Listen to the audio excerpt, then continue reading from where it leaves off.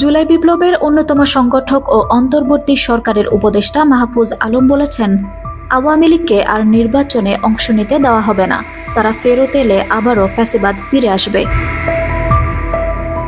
শনিবার 25 জানুয়ারি চাঁদপুরের হাজীগঞ্জে এক পথসভায় তিনি একথা বলেন। মাহফুজ আলম বলেন, বাংলাদেশে দিল্লিপন্থীরা আর সুযোগ পাবে না। বিএনপি জামায়াত সহ বাংলাদেশপন্থীরাই এদেশে রাজনীতি করবে। এই দেশে আর কোনো বাকশালের সুযোগ দেওয়া হবে না।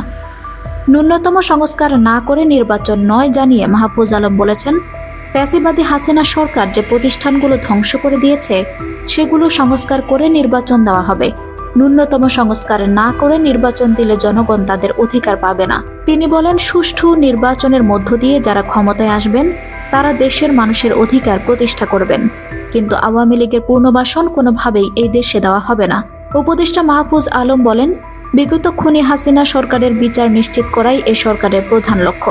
বিগত 16 বছরের খুন, গুম ও ধর্ষণের বিচার না হওয়া পর্যন্ত এই সরকারের লক্ষ্য পূর্ণ হবে না। পথসভায় জুলাই বিপ্লবের চাঁদপুরে আহত ও শহীদদের স্মরণ করে মাহফুজ আলম বলেন, দিল্লির গোলামি নয়, আমরা ঢাকার গোলামি করতে চাই। এদিন বিকেল 4টায় লক্ষ্মীপুরের রামগঞ্জ সরকারি কলেজ মাঠে মাহফুজ আলমের সম্মানে নাগরিক সংবর্ধনার আয়োজন করা হয়েছে। রামগঞ্জ তার জন্মস্থান হওয়ায় এ সংবর্ধনার আয়োজন করেছেন এলাকাবাসী।